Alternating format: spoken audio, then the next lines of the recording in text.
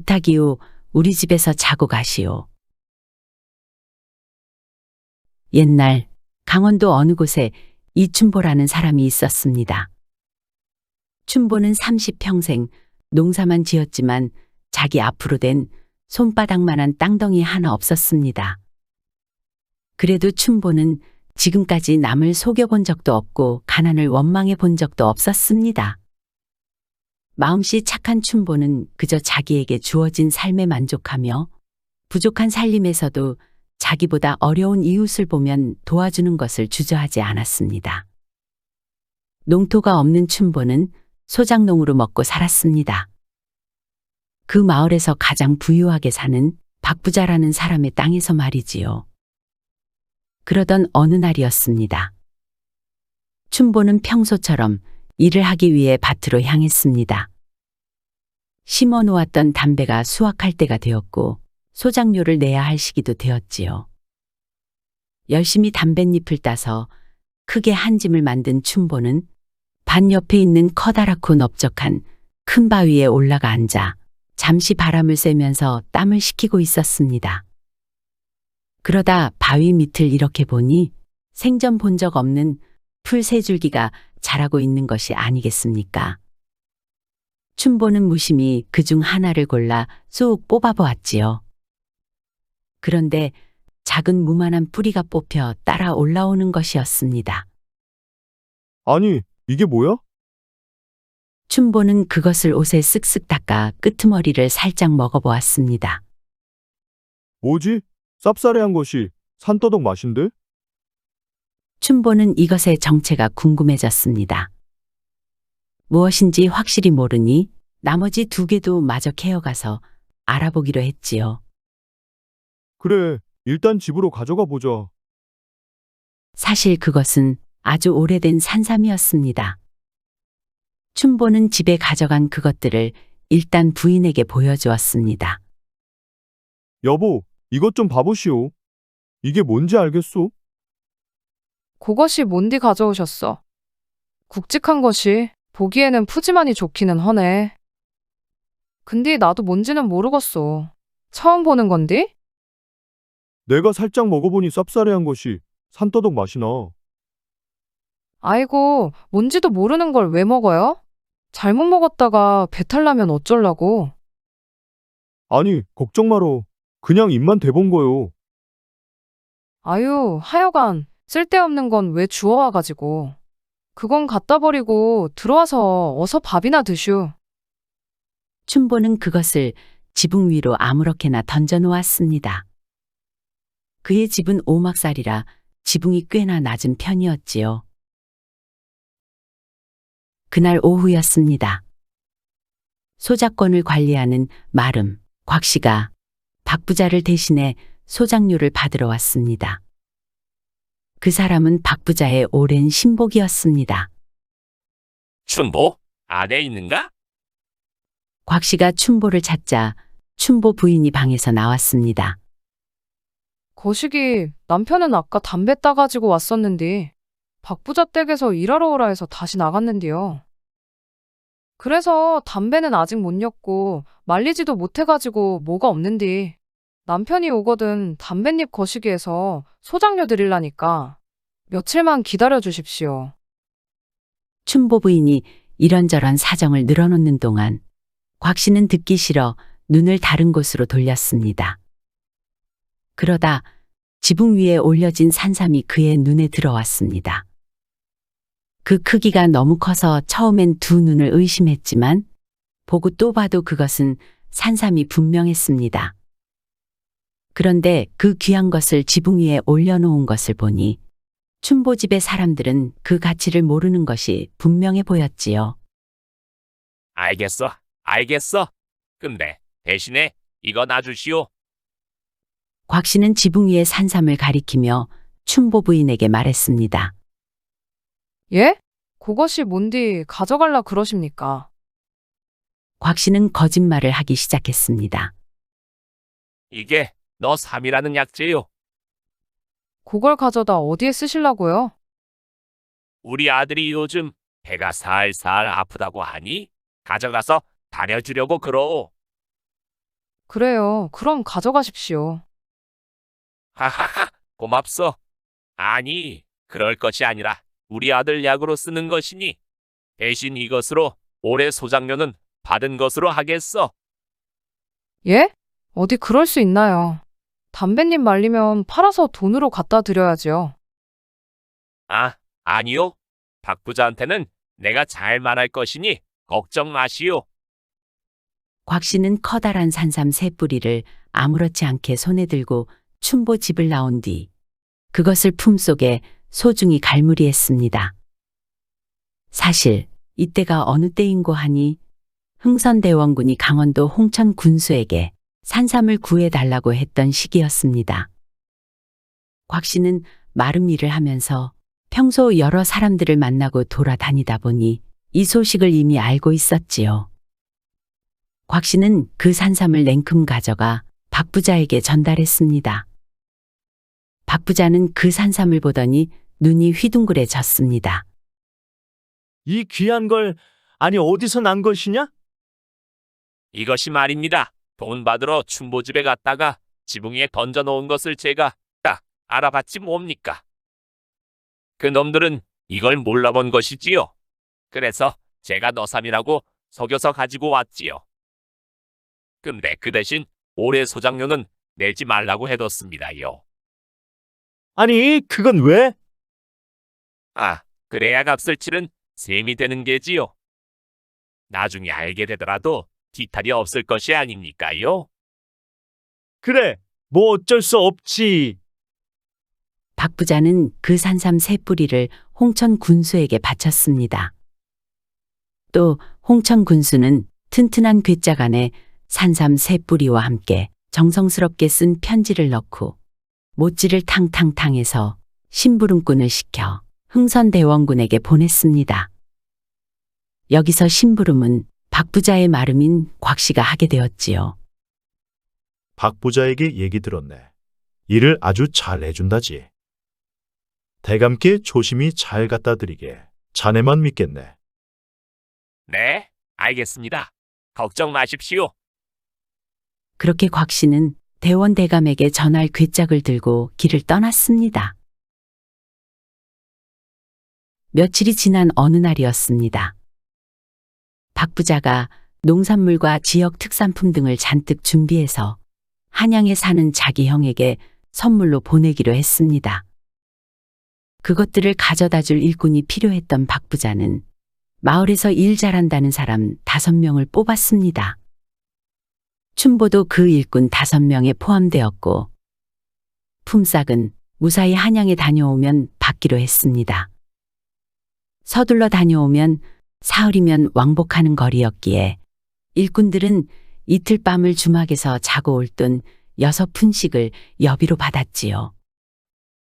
그러니까 가는 길에 서푼을 쓰고 나머지 서푼은 오는 길에 주막에서 써야 했는데 우리의 춘보는 한양에서 집으로 돌아가는 길에 저작거리에 들렀다가 아내와 아들 줄 선물을 사느라 돌아가는 길에 주막에서 쓸 서푼을 써버리고 말았습니다.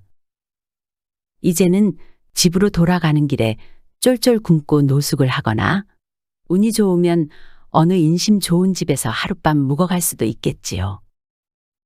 그러나 주막이 아닌 곳에서 과객을 하룻밤 재워주는 건 양반 선비 정도 되어야 가능하지. 머슴이나 비렁뱅이는 들여주지 않는 것이 현실 아니겠습니까?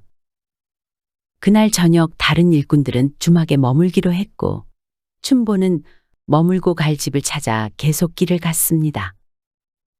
길을 따라 듬성듬성 있는 집들에 일일이 들리며 하룻밤 묵어가기를 간청했지만 역시 허락해주는 사람은 없었습니다. 이제 저 앞에 보이는 집을 끝으로 길은 산속으로 이어지고 있었습니다. 저 마지막 집에서 묵어가질 못한다면 오늘 밤은 노숙을 해야 할 것이 분명했습니다. 춘보가 숨죽이며 그 집 앞에서 기웃대는데 갑자기 대문이 열리더니 웬 젊디 젊은 아니 앳된 여인 하나가 나오는 것이었습니다. 아이, 깜짝이야. 이보시오. 우리 집에서 자고 가시오. 예? 잘 곳을 찾고 있기는 합니다만. 내가 돈 받겠다는 것도 아니고 그저 자고 가게 해줄 테니 내 척만 좀 들어주시오. 그러면 먹을 것도 술도 주겠소. 아니, 원한다면 품삯도 후하게 주겠소. 정말이시오? 그런데 그 청이 뭡니까? 이게 큰일이라면 큰일인데. 우선 방으로 들어갑시다. 라고 말하며 여인은 춘보의 손목을 붙잡고 방 안으로 들어갔습니다. 춘보는 갑작스러운 여인의 행동에 당황스럽고 민망했지만 한편으론 괜한 기대감도 들었습니다. 가슴이 쿵쾅쿵쾅 두근거리기 시작했지요. 춘보는 낯선 방 안으로 들어가 여인과 마주했습니다. 여인은 바로 말하지 않고 조금 뜸을 들이더니 다시 입을 열었습니다. 우선 들어주겠다고 약속부터 해주시오. 그럼 말하겠소. 아, 알겠소. 말해보시오. 웬 사람이 우리 집에서 죽어버렸소. 그러니까 지금 옆방에 그 사람이 있소. 춘보는 깜짝 놀랐습니다. 사람이 죽다니. 묵어가겠다고 해서 방을 내어주었는데 아침에 가보니 죽어 있었소. 그런데 우리 서방님은 장사 가서 돌아오려면 한참을 더 있어야 하는데 나 혼자 어찌할 길이 없소. 그러니 그 죽은 사람만 잘 좀 묻어만 준다면 술이랑 음식이랑 다 내줄 테니 편히 쉬다 가시면 돼요. 그 여인이 춘보의 기대와는 다른 말을 하였지만 그 이야기를 듣고 나니 이런 생각이 들었습니다. 무슨 사연인지는 자세히는 모르나 이 집에 어린 여인 혼자서 죽은 사람과 함께 있는 것이 무섭기는 하겠다 싶었지요. 알겠소. 해드리지요. 일단 술 한 잔만 먼저 주시오. 맨정신으로 나도 힘들 것 같소. 아, 예, 잠시만요. 가져올게요. 춘보는 여인이 가져온 누런빛이 도는 술을 몇 사발 연거푸 마셨습니다. 술 기운이 조금 오르자 두려움이 사라지는 듯했습니다. 집에 거적대기 같은 거 있소? 여인은 마당 한가운데에 깔려있던 멍석을 급히 들고 왔습니다. 춘보는 그것을 받아들고 옆방으로 들어갔습니다. 방 안은 껌껌하고 아무것도 보이질 않았지요. 그저 더듬더듬 어디가 얼굴인지 어디가 발인지도 구분이 안 갔습니다. 그래도 어찌어찌 멍석으로 감싸서 들쳐매고는 집 뒤에 둔덕으로 향했습니다. 그리고 그곳에 있는 큰 나무 아래에 파묻어 버렸지요. 다음 날이 되었습니다. 여인의 집에서 잘 대접받고 편하게 잠을 잔 춘보는 아침 일찍 길을 나서려 하고 있었습니다. 그때 여인이 웬 나무 괴짝 하나를 들고 나왔습니다. 이 괴짝은 어제 그 사람의 것입니다. 흉한 물건은 아닌 것 같은데 한번 같이 봐주시겠소? 그럽시다. 춘보가 괴짝을 살펴보니 못이 단단히 박혀 있었습니다. 춘보는 여인으로부터 장도리를 받아들고 괴짝에 박혀 있는 못을 조심스럽게 없앴습니다. 그리고 두 사람은 그 안을 들여다보았지요. 그 괴짝 안에는 커다란 산삼 세 뿌리와 편지가 들어 있었습니다. 그렇습니다. 사실 여인의 집에서 춘보가 묻어준 죽은 사람은 바로 홍천 군수가 대원 대감에게 보낸 그 심부름꾼, 춘보의 산삼을 헐값에 가로챈 박부자의 신복, 곽씨였던 것입니다. 곽씨가 대원 대감에게 산삼을 전하러 한양으로 가는 중에 그 집에서 하루를 묵다가 이유 없이 죽어버린 것입니다. 춘보도 곽씨의 얼굴을 알고 있었지만 너무 어두운 밤이었고 경황이 없어 미처 알아보지 못한 것이었지요. 괴짝 안을 들여다본 춘보는 깜짝 놀랐습니다. 그것이 산삼인지 산더덕인지 대체 무엇인지는 여전히 알 수 없었지만 자기가 캔 것이라는 것은 알 것 같았습니다. 더구나 한 입 베어 먹은 자국까지 있는 것이 확실히 자기가 캔 것이 분명했습니다. 그러니 춘보는 깜짝 놀랄 수밖에 없었지요. 아니, 이것이 대체 무엇이길래 이 괴짝 속에 들어있단 말인가? 잠시 후 여인은 고개를 들어 춘보에게 말했습니다. 댁이 그 사람을 묻어줬으니 이것은 당신이 가져가시오. 그렇게 춘보는 그 괴짝을 챙겨들고 그 집을 나왔습니다. 그러나 글을 배운 적이 없었던 춘보는 편지의 내용을 알 수가 없었지요. 집으로 가는 내내 너무 궁금한 나머지 길가에 서서 그를 알 만한 사람이 지나가기를 기다렸습니다. 얼마를 기다려 한 선비를 만나 편지의 내용을 물어보았습니다. 그 선비는 친절히도 편지를 읽어주었지요. 그 내용은 이러했습니다. 홍성군수가 대원대감에게 이것을 선물로 바치니 잘 받아달라 라는 내용이었지요. 그렇구만. 거기로 보내지는 선물이었구만. 내가 캔 것이 꽤 귀한 것이었나 보네. 일이 이렇게 됐으니 차라리 내가 직접 대원대감에게 갖다 드려야겠다. 춘보는 다시 한양으로 향했습니다. 춘보는 대원대감 집을 물어물어 찾아갔지요. 그리고 어렵게 대원대감을 만날 수 있었습니다. 누구냐? 어디서 온 게냐? 저는 강원도 홍천에서 온 이춘보라고 합니다요.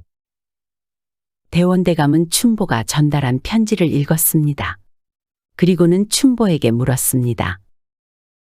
이것은 어떻게 구했다더냐? 그리고 괴짝은 왜 이 모양이냐? 춘보는 그동안의 자초지종을 모두 다 얘기하기 시작했습니다. 그리고 대원대감에게 물었습니다. 그런데 이것이 무엇이길래 그러는지 그렇게나 귀한 것입니까요? 허허, 이것은 그 값어치를 따질 수 없을 만큼 귀한 산삼이다. 역시 범상치 않다. 이 귀한 것을 내가 캐었고 다시 내 손으로 돌아간 것을 보니 이것의 임자는 바로 너로구나. 제대로 된 값을 치르지 않는다면 다시 너에게 돌아갈지도 모르겠구나. 춘보는 잠시 생각했습니다. 내가 이 산삼의 주인이라고 해서 산삼을 직접 먹는 것이 무슨 의미가 있나. 없이 사는 형편에 돈으로 바꾸는 것이 훨씬 좋겠다는 생각이 들었습니다. 그러면 제가 이 산삼의 임자라고 하시니 이것을 대감님께 팔아도 되겠습니까요? 이 귀한 것은 대감님이 더 어울릴 것 같으니 산삼값은 알아서 쳐주십시오. 그래, 좋다. 그런데 일단 우리 집에서 머물면서 한양 구경도 좀 하고 술도 좀 먹고 놀다 오너라. 라고 하면서 돈 열량을 내주었습니다. 그러나 돈을 쓸어 나갔던 춘보는 열량은커녕 한 냥도 쓰지 못하고 대감집으로 다시 돌아왔습니다. 평생 돈을 아끼며 살아왔기에 돈을 쓰는 방법을 몰랐던 것입니다. 대감집으로 돌아오면서 생각했습니다. 근데 대감은 왜 나한테 돈을 쓰라 했을까? 씀씀이를 보려는 것이었을까? 다음 날이 되었습니다. 대원 대감이 춘보를 불렀습니다. 어제 준 돈은 다 썼느냐? 아니요. 많이 남았습니다요. 그래? 대원 대감은 다시 또 열량을 주었습니다. 그렇게 매일 열량씩 주는 것이 열흘이나 이어졌습니다. 춘보는 매번 돈을 쓰지 못하고 집으로 돌아왔지요. 그렇게 모은 돈이 벌써 한 짐이 되었습니다. 춘보는 슬슬 집에 가고 싶어졌습니다. 대감님, 저 이제 집으로 돌아가도 될까요? 밭일도 밀려있고 또 처자식이 잘 있는지 걱정돼서요. 그래? 내가 매일매일 돈을 주는데도 돈은 쓰지도 않고 일과 가족들이 걱정되어서 가고 싶다라. 그래, 알았다. 가거라. 그리고는 무슨 생각에서인지 대원 대감이 정자관 하나를 주면서 말했습니다. 너도 전주이 가고 나도 전주이 가다. 내가 이 정자관을 줄 테니 집에서는 꼭 쓰고 있거라. 예, 알겠습니다요. 그리고 대원 대감은 작은 금덩어리도 하나를 내주었습니다.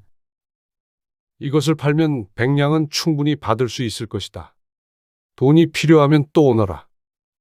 너하고 나하고는 일가이니 부담 갖지 말고 말이다. 예, 그러겠습니다요. 그리하여 춘보는 금덩어리를 품에 잘 갈무리하고 돈이 든 짐을 잔뜩 짊어지고 금이환영하듯 집으로 돌아왔습니다. 그리고 그날부터 춘보는 집에 있을 때면 대원 대감이 준 정자관을 항상 쓰고 있었습니다. 하루는 박부자 집에서 머슴 한 명이 왔습니다. 춘보, 있는가? 일손이 더 필요하네. 같이 좀 가세. 라고 하면서 춘보네 집 방문을 열어보니 춘보가 정자관을 쓰고 양반다리를 하고 앉아 있는 것이었습니다. 머슴은 그 길로 돌아가 박부자에게 보고 온 것을 그대로 일러 바쳤습니다. 뭐라? 뭐가 어쩌고 어째? 그 천한 것이 꼴 같지 않게 양반이나 쓰는 것을 쓰고 있다고? 가뜩이나 곽씨도 어디서 뭘 하는지 갑자기 사라지는 바람에 신경 쓸 일도 많아 짜증나 죽겠는데. 그래, 차라리 잘 됐다. 평소 소장료도 제때 안 내고 그놈 그렇지 않아도 마음에 안 들었는데 혼이나 내줘야겠다. 박부자는 머슴 몇 명을 데리고 춘보네 집으로 달려갔습니다. 그리고는 어디 상놈이 감히 정자관을 쓰고 앉아 있느냐? 라고 하면서 하인 여럿이 달려들어 정자관을 찢어버리고 그것도 모자라 뺨을 때리고 하더니 박부자네 집으로 끌고 갔습니다. 그리고는 혹독하게 매질을 한 뒤에야 보내주었습니다. 기다시피 해서 겨우 집으로 돌아온 춘보는 몇 날 며칠을 알아 누워 있어야 했고 천장만 바라보던 어느 날 생각했습니다. 가만히 있어보자. 대원 대감님이 정자관 쓰고 있으라고 해서 쓰고 있었던 건데, 그리고 그거 좀 쓰고 있으면 어때서? 내가 그걸 쓰고 밖을 돌아다닌 것도 아니고. 아무리 생각해도 너무 억울하다. 안 되겠다. 안 되겠소. 한양에 가서 왜 시켰는지 이유나 물어보고 와야겠다. 한양으로 간 춘보는 대원 대감을 만났습니다. 대감마님은 저희 일가 맞으시지요? 그래, 내가 그렇단 말해주지 않았느냐? 그런데 어찌 왔느냐? 저보고 관을 꼭 쓰고 있으라 하셔서 그대로 했는데요. 매를 잔뜩 맞아서 죽을 뻔했습니다요. 보시다시피 쩔뚝쩔뚝하고 왔습니다요. 뭐라? 그래, 누가 뭐라고 하며 때리더냐? 박부자가 천하의 상놈이 관을 쓰고 양반다리를 하고 앉았다고 그냥 잡아다가 다짜고짜 매를 때리더라고요. 그런데 정자관은 왜 쓰고 있으라 하셨습니까요? 이제 저는 당분간 밭일도 못하게 됐습니다요. 걸어도 못 다니는데 여기도 간신히 왔습니다요. 그래, 알았다. 우선 탈란데 치료부터 하도록 해라. 그리고 내가 생각이 다 있으니 되었다 할 때까지 우리 집에서 머물도록 하거라. 대원 대감은 곧바로 한의사를 불러 춘보를 잘 치료하게 하고 인삼 녹용으로 몸의 기력을 북돋아 주니 다행히 춘보의 상태는 빠르게 호전되었습니다. 그리고 얼마 뒤 장독이 완전히 풀린 춘보는 대감이 시키는 대로 집으로 돌아가지 않고 한양에 머물면서 이런저런 구경을 하면서 시간을 보냈습니다. 한편 그러는 사이 대원 대감은 사람들을 보내 박부자를 잡아들였습니다. 대원 대감은 박부자를 꿀려놓고 물었습니다. 그래, 내 놈이 전주 이씨를 보고 상놈이라 했다고? 네, 제가요? 아닙니다. 제가 어찌 그런 말을 입에 담겠습니까? 대원 대감은 더 이상 아무 말도 하지 않았습니다. 그저 박부자를 하루 종일 꿇어 앉혀놓았습니다. 해가 넘어갈 때가 되자 가거라. 그리고 내일 또 오너라. 나랑 끝까지 해보자. 박부자는 한양에 사는 형의 집에서 자고 다음 날 또 대원대감 집을 찾아갔습니다. 이번에도 대감은 박부자를 꿀려놓고 딱 한 가지만 물었습니다. 그래. 내 놈이 전주 이 씨를 보고 상놈이라 했다고? 진짜 아닙니다. 정말입니다. 또 하루 종일 꿇어앉아 있다가 또 해가 지려고 하자 대감은 박부자에게 말했습니다. 돌아가거라. 그리고 내일부터는 네 형도 데려오거라. 이런 날이 몇 날 며칠 이어지니 그제야 박부자는 춘보가 생각났습니다. 아무래도 춘보 그놈이 여기 와서 일러 바쳤나 보구만. 빨리 춘보를 만나서 이 상황을 정리해야 할 것인데 이 춘보를 어떻게 만날꼬? 수소문을 해보니 춘보는 대원 대감 집에서 머물고 있는데 아침밥을 먹고는 한양 여기저기를 돌아다닌다는 것이었습니다.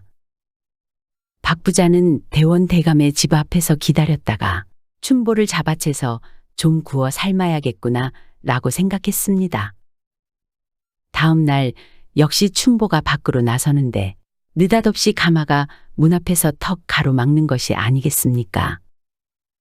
그리고 누군가가 가마 속에 춘보를 몰아넣고는 잽싸게 가마를 떠매고 어디론가로 달려가는 것이었습니다. 바로 박부자의 형 집으로 가는 것이었지요.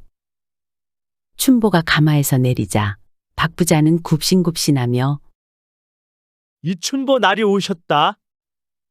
라고 말하며 소고기, 돼지고기, 달고기 등은 말할 것도 없고 귀하디 귀한 회무침을 해놓고 곱디 고운 기생도 데려다 놓고 좋은 술을 권하며 극진히 대접했습니다. 그리고 저녁 때가 되자 춘보를 다시 가마에 태워 대원 대감 집 앞까지 데려다 주었습니다. 그러면서 박부자가 말했습니다. 그저 춘보 나리가 말씀 좀 잘해주셔야 저희 가문이 삽니다.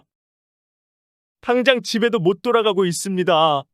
앞으로 그분이 저를 어떻게 하실지 모릅니다. 제발 좀 살려주십시오. 어떻게 좀 안 되겠습니까? 아이고, 나한테 그런 재주가 어디 있습니까? 아니, 왜 그러십니까? 춘보 나리, 제발 부탁 좀 드리겠습니다. 그날 저녁 대원 대감이 춘보에게 슬며시 물어보았습니다. 그래. 오늘은 어디 가서 뭘 했냐? 낮에 박부자가 찾아와서 극진히 대접을 해줘서 잘 얻어먹고 왔습니다. 그래. 무슨 별다른 말은 안 하더냐? 그저 대감 마님께 말만 잘해주면 강원도 고향에 있는 삼백석거리 논하고 집하고 모조리 놔두고 몸만 빠져나온다고요. 저한테 다 주겠다고 하던데요. 그런데 저는 제가 어찌해야 하는지를 몰라서 딱히 대답을 못했습니다. 그래, 그럼 내일 그 사람을 만나거든. 300석 거리 논이랑 집을 넘긴다는 증서를 받아서 가져오너라. 네, 알겠습니다. 다음 날 춘보는 박부자에게 증서를 받아왔습니다. 대원 대감은 그것을 확인해 주고는 춘보에게 증서를 다시 건네며 말했습니다. 그래, 이제 되었다. 그 집으로 이사하거라. 내가 손을 좀 쓴 것이니 그리 알고 이제 그 집은 내 집이고 그 땅에서 농사를 지으며 살면 된다. 그렇게 대원 대감은 춘보에게 산삼값을 제대로 쳐준 셈이 되었습니다. 모든 것을 다 가졌던 박부자는 그저 집안에서 정자관 쓰고 있는 춘보의 모습조차 용납하지 못하고 오만하게도 춘보를 괴롭혔지요. 또한 자신의 신복인 곽씨가 헐값에 춘보에게 산삼을 가로챈 일에 동조했습니다. 그 벌을 받은 것인지 곽씨는 결국 객지에서 쓸쓸히 죽음을 맞이했고 박부자는 더 많이 가지려다가 오히려 자신이 가진 것을 더 많이 잃고 말았습니다. 만족할 줄 아는 것이 가장 큰 부라는 말이 있습니다. 춘보는 애초에 가진 것이 적은 사람이었지만 자기에게 주어진 삶에 만족하며 이웃을 돕고 착하게 살았습니다. 그렇게 보자면 그는 이미 부자였고 이제 산삼값을 제대로 받아 더 큰 부자가 되었습니다. 처음 춘보가 산삼을 발견한 그 순간부터 정해져 있었던 운명이 아니었을까요? 어찌 보면 산삼이 스스로 주인을 찾아간 것이 아닐까 하는 생각도 듭니다.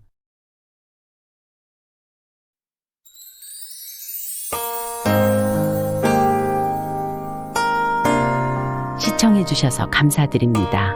지금까지 사랑방 이야기였습니다. 항상 건강하시고 행복하시고 만사형통하시고 평안하시고 꽃길만 걸으시고 좋은 일들만 가득하시기 바랍니다. 마지막으로 구독, 좋아요도 눌러주세요. 더 재미있는 이야기로 찾아뵙겠습니다.